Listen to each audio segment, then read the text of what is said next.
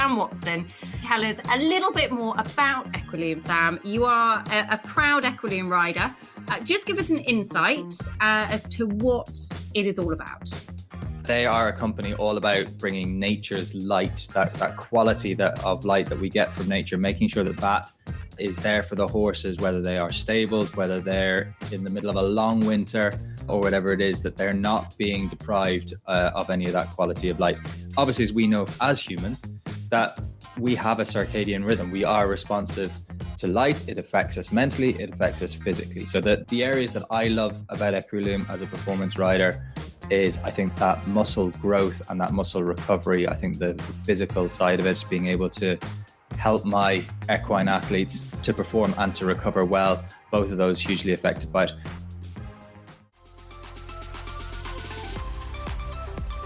Welcome to the EquiRatings Eventing podcast and an Equilume special for you listeners. Now, today's guest is an Equilume rider, and I cannot tell you how excited I am to have her on the show, because she has been a name that we have heard a huge amount about in the last couple of years, in particular over this side of the world. She recently led the Australian team to an Olympic team qualifying ticket. Shenae Lowings, welcome to the podcast. Hello, thank you very much for having me. It's really exciting to be here. So look forward to a good chat. Oh, we are so pleased to have you on the show, because you are currently still actually in England, aren't you? I am. I'm based at Kevin McNabb's at the moment. I've been here for about 6 weeks now, and I'll be heading home soon. So it's been a good stint. I've really enjoyed it. Let's go back. More towards the beginning, because we'll talk about the last couple of months a little bit later on in the show, because that feels like it has been a busy couple of months in particular for you guys. But where did your love of horses come from? Was the career as an event rider always a path you were destined for, or did it sneak up on you? It probably snuck up on me a little bit. I didn't exactly come from a overly horsey background. My parents were a little bit into horses, but nothing to the extent that I am. I was pretty much just a kid that wanted to start riding and loved going fast and out in the bush, and then always watched the badminton and burleys, thrills and spills on YouTube and the DVDs. And I thought, wow, that looks really cool. And I just started and I got into it and I loved it, and I haven't thought of changing really. It's, couldn't see myself doing anything else. And back home, what has been your sort of journey to setting up your own yard that you've got now? How has that sort of path progressed over the last sort of 10 years or so? So I'm originally from Perth. I was born in Perth, and I had just a little horse property there, and I started working eventually through the years with Sonia Johnson. So I was with her for a fair few years, and we always used to do the Nullarbor, as we call it. So I'd go from Perth to Sydney, Perth to Melbourne, Perth to Adelaide, and I probably did those trips 8 or 10 times. Like, it was a lot, and it takes so many days to get to each destination. It's a huge trip. So she was really the one that got me into going east. And then I developed a relationship with Prue Barrett in the years I started to go over to Sydney and base there for a bit. So once I started working with Prue, that was probably back in 2016, I would say. And I thought, yeah, this is a place I need to be. So in 2016, I packed my bags and moved over with, I think I had a team of 4 horses at the time, and I've been there ever since. So, yeah, it's been a bit of a journey, but definitely I wouldn't see myself going back to Perth now. I really do love Sydney and I love New South Wales, and now I seem to be doing the same thing over here. I've come for a couple of trips overseas. I don't see myself moving yet, but who knows what will happen in the future. We might drag you into the dark side yet. Who knows? Yeah. So I think I would struggle with the winter months here, I'd say, being so lucky in Australia with not so cold seasons. Yeah, no, I don't blame you for that one.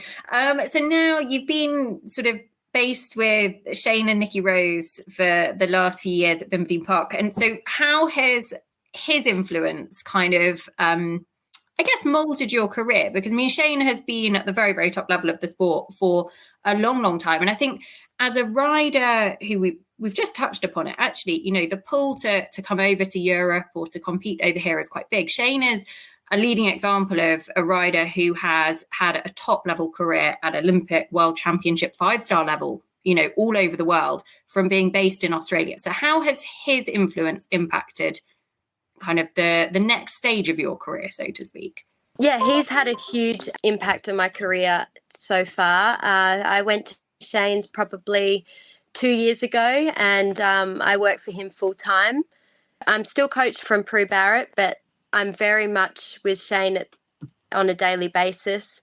I think it's really, really good to have someone to train with on a daily basis that's kind of going through what you're going through at the time. So to have someone training at that intense level and aiming for the same championships, and you kind of can sit down and go through a plan of events and how to get there, and just to have someone with his knowledge that's going through all the same things that I'm going through and learning has been a huge, huge help, I guess. I've learned so much from him. And then coming overseas, obviously he's travelled back and forth, but hasn't exactly based himself over here, and he's still made it work. So I think that's really inspiring to know that you can have a life in Australia and still be really successful as an event rider against, you know, the best people in the world. So yeah, he's been amazing, really. What about Bold Venture? Introduce us to the horse that actually I think most of our listeners will probably know your partnership with, because he is kind of the fairy tale. I mean, am I right in saying you bought him from a Facebook advert for about 500 quid? Pretty much. I know. It's really crazy when you talk about it now. And at the time, it just was so normal. I used to just come across horses off the track and educate them and then sell them on when I thought they were ready. And I came across him, and he really has changed my life, I would say. It seems crazy that a horse can do that, but he's just turned into such a special horse. And thinking back to it was about 7 years ago now when I purchased him off Facebook. I never, ever thought he would be the horse he is today, but his, you know, I think temperament is so important. He's definitely extremely quirky. Like, quirky is very much an understatement for this horse. I can't even describe what his quirks are. They're just so out there. But yeah, it's just really exciting that he's turned into the horse he is, and we've kind of you know, gone through international competitions together, and it's pretty special to talk about him, actually. Yeah. Some of the quirkiest ones are often the best ones, to be fair. What kind of thing does he do? Is he tricky to handle? Do you have to just manage his brain in a certain way? Yeah, he's definitely improved. When I first started working with him straight off the track, he's extremely girthy. So it took me a very long time to be able to keep a saddle on him in the cross ties, and being able to actually get on him with a mounting block. He just wouldn't cope with you standing next to him. Still to this day, as you know, 7 years on, if I'm sitting on him, no one can approach me on him. He's very strange like that. You can't catch him in the paddock if he doesn't know you.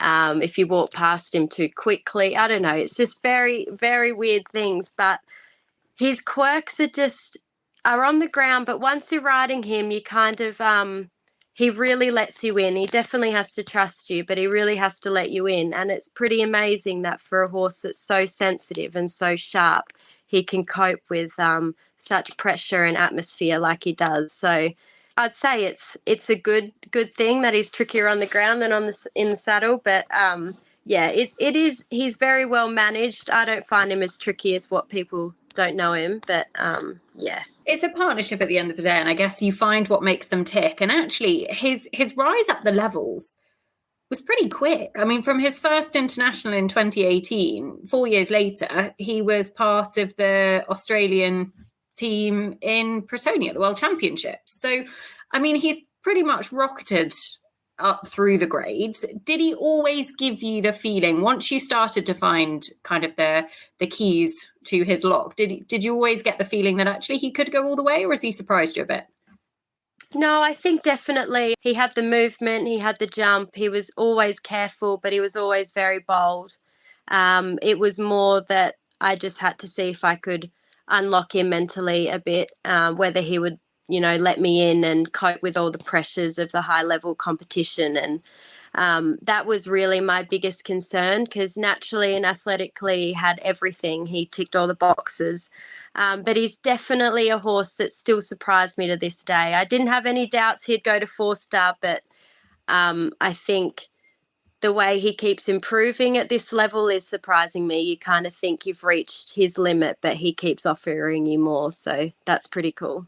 And he's only 13 as well. So it feels like there's still lots more in there to unlock.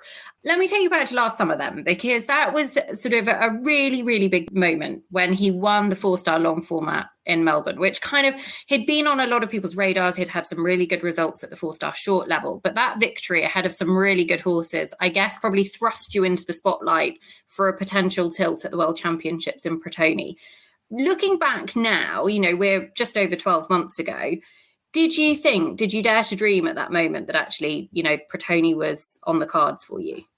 I think back then it was obviously a huge dream and goal of mine to go to the World Champs in Protoni, but I did think it was a huge stretch. He wasn't very experienced, I wasn't very experienced, so it was a huge goal, but I didn't actually really think I would go. I was obviously really hoping to go, but I didn't think they would take me. And then I think when Melbourne happened and he completed that event winning and on a very good score, I started to think maybe this could happen. And yeah, it did. So I think it's been a huge stepping stone, and it's kind of allowed everything else to progress. So no, it was pretty cool. What was your first experience like competing? It would have been your first experience competing outside of Australia completely, I'm right in saying, wouldn't it? Yeah, So definitely. how was the whole thing? Because obviously flying over from Australia to Protoni is quite a trip. Shane was on the team as well. So Virgil was heading kind of over into Europe too. So did you make the trip together, and how was the build-up? Yeah, we made the trip together. So Bentley, as Bold Venture's called, and Virgil were on the same crate over to Europe, which was really good for Bentley because Virgil's obviously a frequent flyer these days. So he's done the trip so many times. Many miles. His passport's been stamped a lot. Yes, yeah. So that was really good for Bentley to have a horse with that experience. And yeah, I guess once we found out we were selected and aiming for selection and then finding out we were selected, it was really, really helpful to have Shane by my side because obviously he's done it before. So we could kind of create a plan and keep working towards it, and just having someone next to you that's going through the same thing. So that was really, really, really lucky. And what was Protoni as an experience like? Because, I mean, he had a super clear cross country, did a 26.3 dressage, 3 down in the show jumping. But, I mean, the Protoni show jumping feels like it is one of those outliers that we talk about. It was a tough day in the office. So as an overall championship for you personally, looking back on it now, having had time to digest, what were your standout points? It was definitely a huge learning experience. I think the dressage was good. He's consistent in that phase, so it can obviously still keep getting better. And there were a few mistakes at Protoni that I've looked back on and have improved on. The cross country, I underestimated, I think, how hard time was going to be looking back at it, because he is a thoroughbred. He is very fast. And I've never really struggled to make time with him when I do go for time. So that was a bit of a shock. But then when I look at the course and look back at it, it was very technical. It was obviously one of the biggest tracks I've ever seen. So I took a bit longer and some preparations that I probably wouldn't have in the past. So I was really, really pleased with how he handled the course, and he came through finish flags really confident. And the show jumping, again, was a bit of a surprise. He's very consistent in that phase as well. He's a very careful jumper.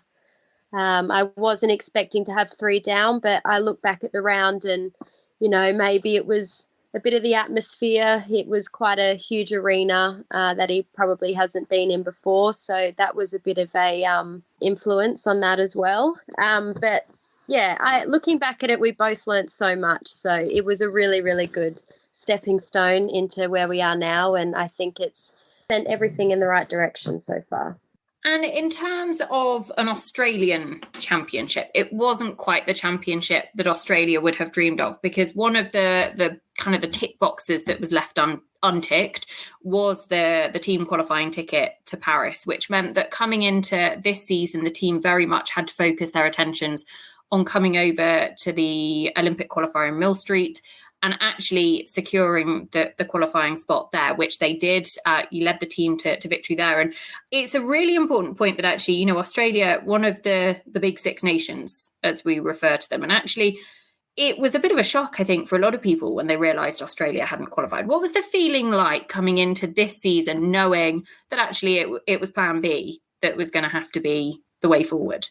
Yeah, I think it was a little bit stressful at times. You obviously plan your year and you plan your events for an Olympic or a World Championships. And when you haven't exactly qualified, you have that in the back of your mind that are we kind of, you know, doing all of these events for not for nothing, but if we're not going to qualify for Paris, then that's, you know, really, really upsetting.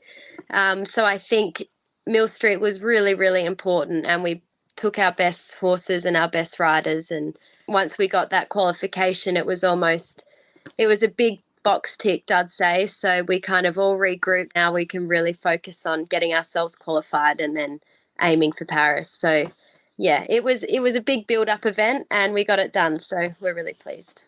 And for you personally, actually, it went as well as it could have done, because you won the individual event as well. I think because obviously the Olympic qualifying results are, for the different qualifiers, listeners, are slightly different. So Group G, for example, which was Australia, China, Japan, etc., who competed in Mill Street, was a 3-star long level. Group C, which we saw Poland qualify, and Babarithko was a 4-star long. So actually, kind of stepping back down to 3-star long does sometimes have its challenges, as we saw. You know, it's not a foregone conclusion by any means, but actually you started on a 24.9 and you finished on it, and you led from the front. From an individual perspective, having made the trip over from Australia, and I guess probably actually having foregone your first sort of proper 5-star in so much as Adelaide, because I guess that would have been the natural path to take, would have been to go to Adelaide for the 5-star. That was a big call to do. How was it for you personally to actually have come over and delivered on every single count? I did have the plan to do Adelaide 5-star, which was probably the big highlight of the year that I had. I wanted to tick that box in April. And then when we sat down and talk about the qualifying and Australia, we had all the discussions and thought this is actually really important. We need to get this box ticked. I changed my plan. I did the 4-star short at Adelaide and went into Mill Street. And I guess the main goal was to get qualified, and to have the win was really just a bonus. You know, going back down to 3-star, you kind of had to think walking the course, it's not actually a 3-star, because I didn't want to, you know, you didn't want to ride it differently and make a silly mistake. It was still tough enough and it still had its questions. So I think it was really good for the horse's confidence and my confidence. So I guess, yeah, I was pretty pleased with the result. And how has your stay in England been? Because you've been based with Kevin McNabb. You've only had Bentley Bold Venture over with you. So what have you been up to for the last few weeks? I've actually been riding a lot of horses for Kevin at the yard. I'm not very good at not being busy, so I was pretty adamant when I first arrived, can you please put me to work? And when I got here and saw how many horses he had, I thought, this is good, I'm going to be busy, and I have. So I pretty much I try to do some sightseeing, but I'm not, because I hadn't been to England before, but I'm not a huge touristy person. I get a bit, I don't know, fidgety, and I just like to work, really. So I pretty much just wake up in the morning and spend my day like I would being back in Australia. So he's kept me busy. He's kept me sane, I'd say. quite nice though, actually, adding in riding lots and lots of different horses alongside an entirely different top level rider, kind of seeing how a different top level yard runs and works. And I'm sure there's lots of things there that you've kind of been writing down, thinking, right, okay, this can be useful back home. What about your first trip to Aachen? Because Chio Aachen, we've talked about it a lot on the podcast over the last few weeks, is one of those real bucket list type events. What was it like for you as an experience? It was absolutely unbelievable, I would say. Obviously, I watch it every year on TV, but that just does not do it justice at all. The event is absolutely amazing. The atmosphere it creates and just the amount of people there, and there's always so much happening all the time. And it's definitely a bucket list event, and I'm so glad I experienced it this year. And as soon as the event finished, all I want to do is go back next year. So I loved it. I loved every single part of it. It was really amazing. And what does the next sort of 6-12 months look like for you? Because you're heading home shortly. You've got to get back yard of horses at home. So what will be the plan for the rest of 2023? The biggest plan is to go home and regroup and get ready for a long format at the end of the year, which is happening at Sydney in November. So that's the next big goal, is to get that qualifying box tick for myself and Bold Venture. And then I guess I've got a few more horses at home that I'll compete on as well. But that's the main goal, is to get that qualification and get that done, and then pick some other target events to keep going. So yeah, that's the big plan. Have you dared to let yourself dream as to what it would mean to make an Olympic debut?